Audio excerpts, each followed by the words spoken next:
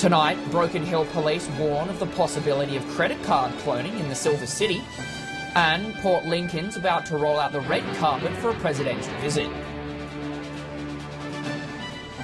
This is Southern Cross News. Hello, Chester Ward joining you tonight. Later on, we'll hear how a couple from Port Broughton reacted when they were told they won $1 million in the lotto. But first, a delegation from the Upper Spencer Gulf has spent some time in the nation's capital this week, convincing federal MPs to keep the region in mind for any further decentralisation of public service jobs. Local business and community leaders have also been pitching the investment potential within the region, as John Hunt reports. As the clouds lift from the futures of Whyalla, Port Augusta and Port Pirie, attention now turns to expanding its economic base. A delegation of mayors and council CEOs from the region travelled to Canberra earlier this week to discuss potential opportunities. When you've got the three mayors and or three CEOs sitting there around the table with the minister, it gives that strength and unity. The group met with government ministers and staffers, discussing energy, employment and decentralisation of the public service. Defence industries was also a key topic, with the cities looking to promote the use of the Kultana training area. Putting forward ideas where we could lever off the Kultana land for the benefit of Whyalla. That you guys need to start engaging with regional communities.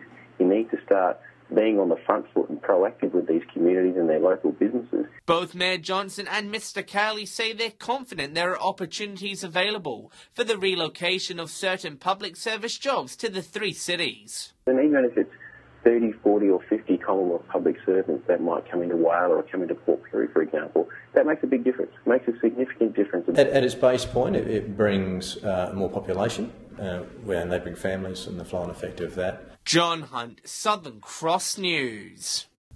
Broken Hill Police are warning us about the latest credit card scam that's based on a cloning concept. They're urging us to use the tap and go option to keep us safe from the latest kind of fraud. Tap and go is the safest way to pay. You tap and go, you're not entering a PIN number, you're just using the chip, and that's a very secure way of keeping your card data secure. While card cloning is less prevalent in Australia than overseas, it has risen by 13% over the past year, and police say it's something we need to be aware of. The criminals really need two things. They need the magnetic data off your card, and they also need your PIN number. Criminals can obtain your card's data and PIN number using skimming devices attached to ATMs and EFTPOS terminals. They then transfer the data onto a plastic card and use it to conduct transactions and steal your money. You're making it harder for them, which is saying where you can use that tap and go process, use it, and it's a lot less risk for you and a lot harder for them to take your details. The most common locations for card cloning and skimming are EFTPOS terminals in restaurants, small businesses and in taxis.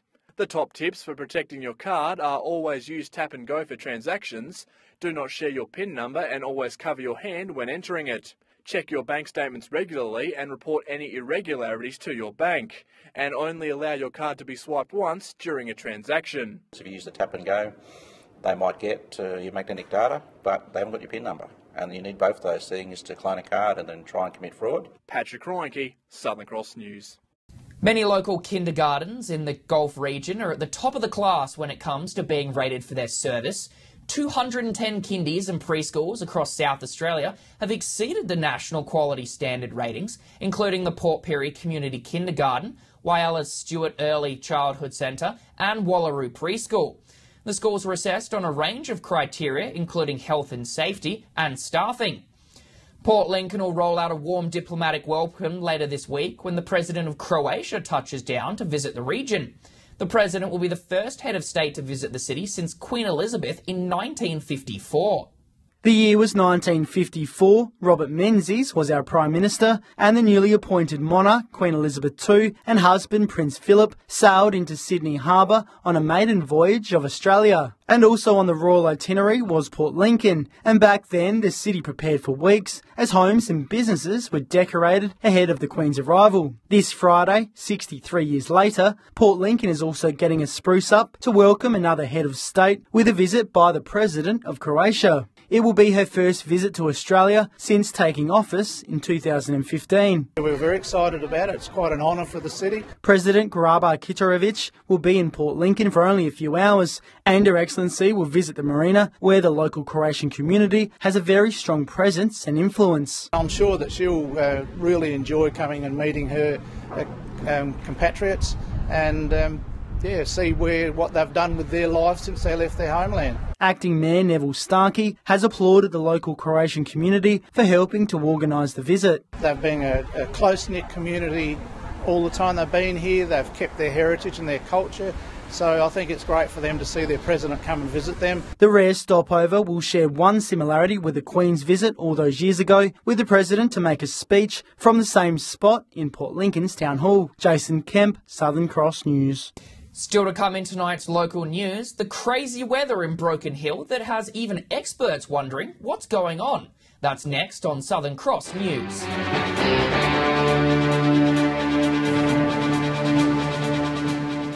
Welcome back. The Weather Bureau's confirmed Broken Hill's having some crazy weather at the moment after a burst of summer saw temps hit 30 degrees yesterday.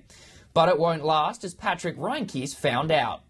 Broken Hill went from hot to windy to cold in the space of 24 hours.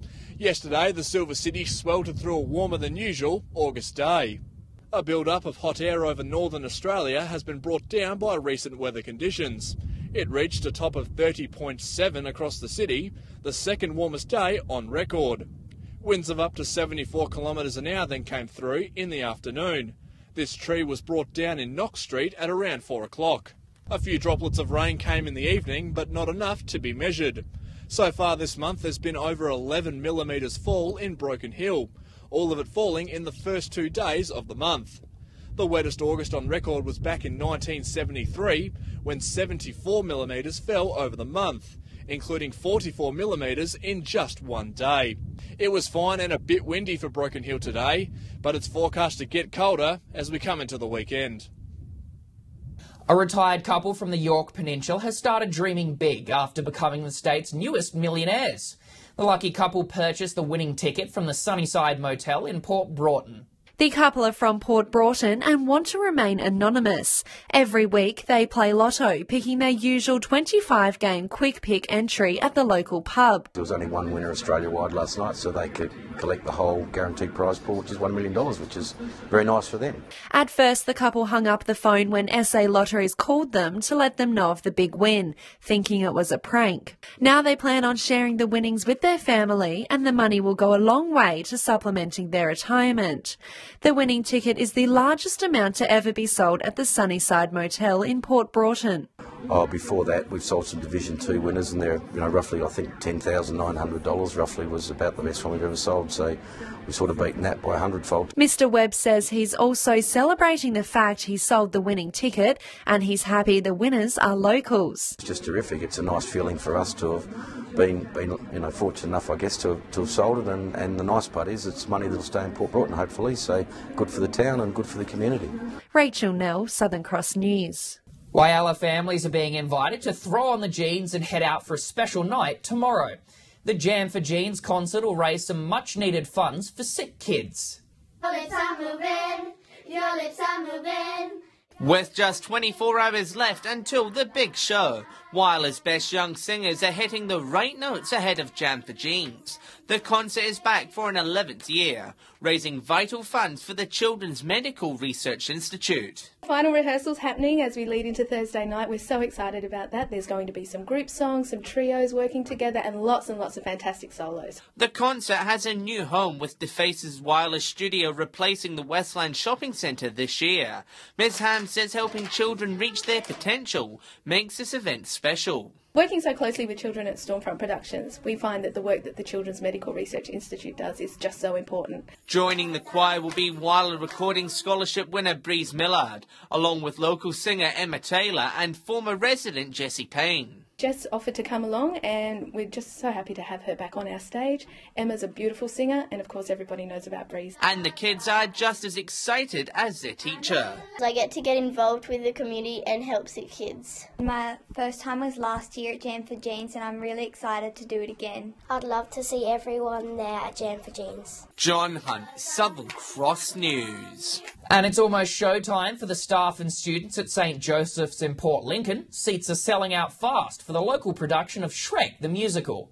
After hundreds of hours rehearsing, plenty of after-school practices and a lot of patience from the director, students from St Joseph's are excited and nervous to raise the curtain. There's a real buzz backstage. It's a bit hard to contain them at the moment, so they're very excited about getting on with their first show. Today, students and staff went through their final walkthrough ahead of the first show tomorrow night. Shrek and Donkey went through their lines one more time, making sure it'd be all right on the night. We've got some stunning sets designed by our art teacher Nicole Russell and some projections at the back, and the band's doing a fantastic job. It's going to be spectacular. The entire cast is made up from local students, including those in the band, whose talent has taken some of the teachers by surprise. To see the growth in these young Year 7 and 8 kids as they sort of learn all these songs and acting and dancing all at once, it's an amazing thing. St Joseph's work on production every 2 years, and with nearly 3 sold-out shows this week, there's every chance Shrek might get an encore performance next year. We think it's one of the best things we can do to promote what happens at St Joe's in terms of giving the kids a chance to do some amazing things. Jason Kemp, Southern Cross News. When we return after the break, our weekly Fuel Watch. And also the corn races back in action next month.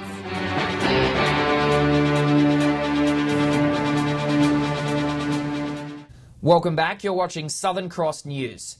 The much-loved corn races are set to return in September after an absence of 2 years as the community celebrates the reshaping of the 135-year-old track. 2 years with no race event has been 2 years too long for members of the Corn Jockey Club. Thanks to the community's help with resurfacing and reshaping this track, the horses will be on the track in less than a month. Well, this track's been worked over with a grader and a nibbler, and then we've put about 300 tonne of sand in it, which we combined into the surface.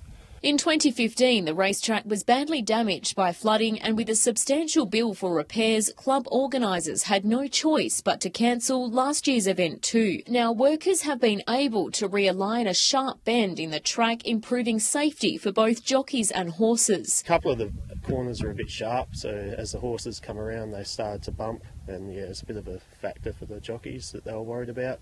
So we've gone to the effort to change the radius of the track to make it safer. The club has also built a much-needed outside rail and removing rocks from the surface. Massive effort. Where we started, took the running rail down. We have to shift over to put them on the new ground, which is where we've thrown all the rocks in the previous years. Racegoers from Port Augusta and beyond are now being urged to get along to the September 2nd event and have a flutter on what will be a great day. Yeah, get back on the horse and make it work, because it's the biggest function we have in the town. Amelia Simpson, Southern Cross News. Meantime, the York Peninsula is getting ready to welcome some of the best lawn bowlers in Australia. Wallaroo will host around 200 players next month, including a few with a home ground advantage. The best bowlers from all over Australia will compete in the Over 60s event, with 24 teams from each state and territory participating in the first regionally held contest. People will be delighted to come and see national competition in our area, and perhaps hopefully we'll stay for a few days and enjoy our coastlines. South Australia has been involved in the competition for 6 years, but is yet to walk away with the national title. Last year we were runner-up, so we're looking to go one better this year if we can. And it's a bit of a coup for us to get it up in this area, because it's never been held in the country areas before. It's usually in the capital city. And South Australia is setting another first for the competition. A twilight game will be held on Tuesday at the Wallaroo complex. And South Australia will be playing, we think, Northern Territory at that stage.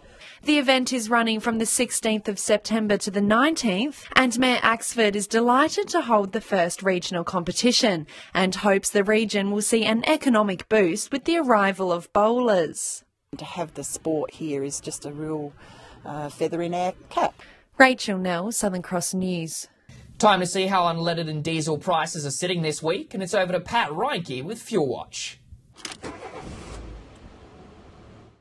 We are halfway through August and it's getting harder and harder to predict which way fuel prices are going to go. Taking a look at unleaded, and Port Lincoln continues to plummet. A second 2-cent drop in as many weeks puts them on $1.22. Whyalla is on its way back up while Port Augusta breaks even for yet another week. Port Pirie's average has increased to $1.19, Kadina is a cent cheaper on $1.18. Here in the Silver City, our price is on the way down and stands on an even $1.25. The City of Churches has had a good week. The price is down by 10 cents and on a very cheap $1.11. Turning over to diesel now, and Port Lincoln is once again on its way down. The price now at $1.21. Whyalla is up by a cent and a bit. Port Pirie is up by almost 3. Port Augusta is breaking even while Kadina shaves off almost 2 cents to now average $1.16. A quiet week for Broken Hill, and it's a slight rise in Adelaide. Now remember, these prices are the regional averages and they do not reflect any one particular outlet. If you happen to find a spot that does sell unleaded or diesel for cheaper, be sure to let us know on our Facebook page. Chester. Stay with us after the break, a check of the local weather.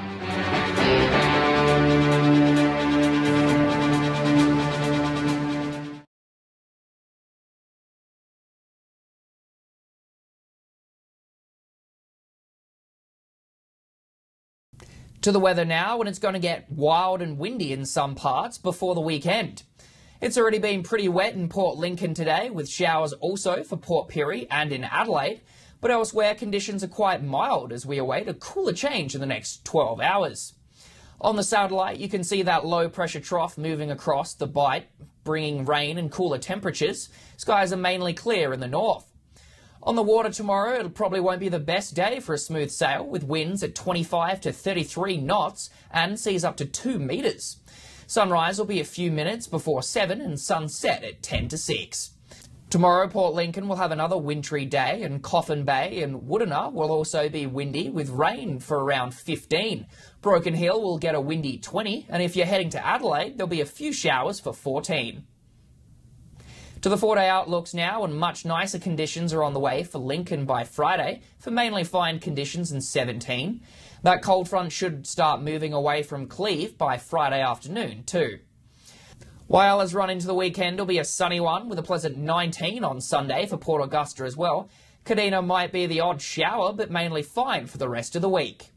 And Port Pirie looks as though it'll miss that windy front, with fine skies through till Sunday. Broken Hill tomorrow will be windy and 20, but conditions will ease off on Friday for a sunny weekend. That's your local news for tonight. Don't forget you can stay up to date on our Facebook page and Twitter, and also catch any of our stories on our Southern Cross News YouTube channel. I'm Chester Ward, and from everyone here at the team, enjoy the rest of your night.